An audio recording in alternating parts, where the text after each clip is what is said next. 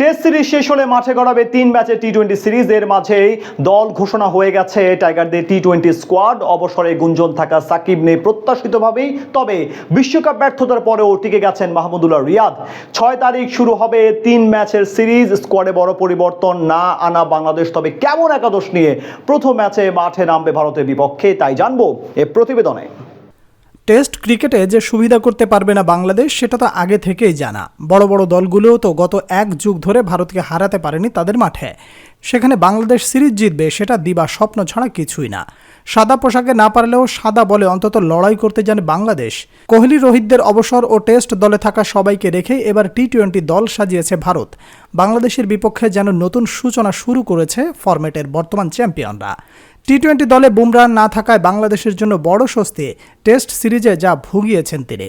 সংক্ষিপ্ত ফরম্যাটে বেশ পিছিয়ে আছে বাংলাদেশ। 14 দেখায় 13 হার ও 1 জয়। স্বস্তির খবর হচ্ছে একমাত্র জয় এসেছিল সেই ভারতের মাটিতেই। এর মাঝেই তো 3টি টি-20 খেলার জন্য দল ঘোষণা করেছে বাংলাদেশ। ভারতের মতো আমূল পরিবর্তন না থাকলেও বড় পরিবর্তন নিয়ে মাঠে নামতে যাচ্ছে টাইগাররা। অবসরের ব্যাপারে জানিয়ে দেয়া সাকিব নেই দলে। বাজে পারফরমেন্সে বাদ পড়েছেন সৌম্য সরকার।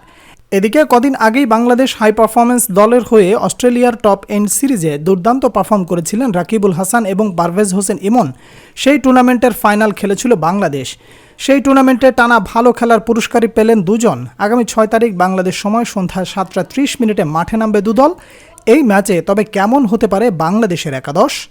যদি নতুন শুরু করতে চায় তবে ভাবনার বদলে মাঠে নামতে হবে বাংলাদেশকে। বিশ্বকাপে ব্যর্থ হওয়া তামিম দলে থাকলেও একাদশের বাইরে রাখা লাগবে তাকে। লিটনের সাথে নতুন জুটিতে সুযোগ দেয়া লাগবে পারভেজ হোসেন ইমনকে। ভালো করুক আর না করুক 3 নম্বরে তো ক্যাপ্টেন শান্তই খেলবেন, সেটা সবারই জানা। সাকিবের না থাকায় হৃদয় স্থায়ীভাবে উঠে আসবেন 4 নম্বরে। 5 নম্বর পজিশনে উঠে আসতে পারেন অভিজ্ঞ ব্যাটার মাহমুদুল্লাহ রিয়াদ। দলে থাকবে তার বড় ভূমিকা। সাকিব না থাকায় তার পজিশন পেতে পারেন মেহেদী হাসান মিরাজ। 6 নম্বরে ব্যাট করতে দেখা যেতে পারে তাকে। দলে থাকবেন আরও 2জন অলরাউন্ডার, তারা হচ্ছেন শেখ মেহেদী হাসান ও রিশাদ হোসেন। একাদশে জায়গা মিলবে 3 জন ফাস্ট বোলারের। বিশ্বকাপে দারুণ করা তানজিম সাকিব তো অটো চয়েস। বাকি 2 জন হতে পারেন তাসকিন ও মুস্তাফিজ। সম্ভাব্য এরকম একাদশ নিয়ে মাঠে নামতে পারে টিম বাংলাদেশ। দর্শক চলুন এক নজরে দেখে নেওয়া যাক ভারতের বিপক্ষে সিরিজে বাংলাদেশের স্কোয়াড। নাজমুল হোসেন শান্ত আছেন অধিনায়ক হিসেবে। দলে আরও আছেন লিটন কুমার দাস, পারভেজ হোসেন ইমন, তানজিদ হাসান তামিম, তাওহিদ হৃদয়, জাকের আলী, মাহমুদুল্লাহ রিয়াদ, শেখ মেহেদী হাসান, রিশাদ হোসেন, তাসকিন আহমেদ, মুস্তাফিজুর রহমান, শরীফুল ইসলাম, তানজিম হাসান সাকিব, রাকিবুল হাসান ও মেহেদী হাসান মিরাজ। টেস্ট ক্রিকেটে যে সুবিধা করতে পারবে না বাংলাদেশ সেটা তো আগে থেকেই জানা। বড় বড় দলগুলোও তো গত এক যুগ ধরে ভারতকে হারাতে পারেনি তাদের মাঠে।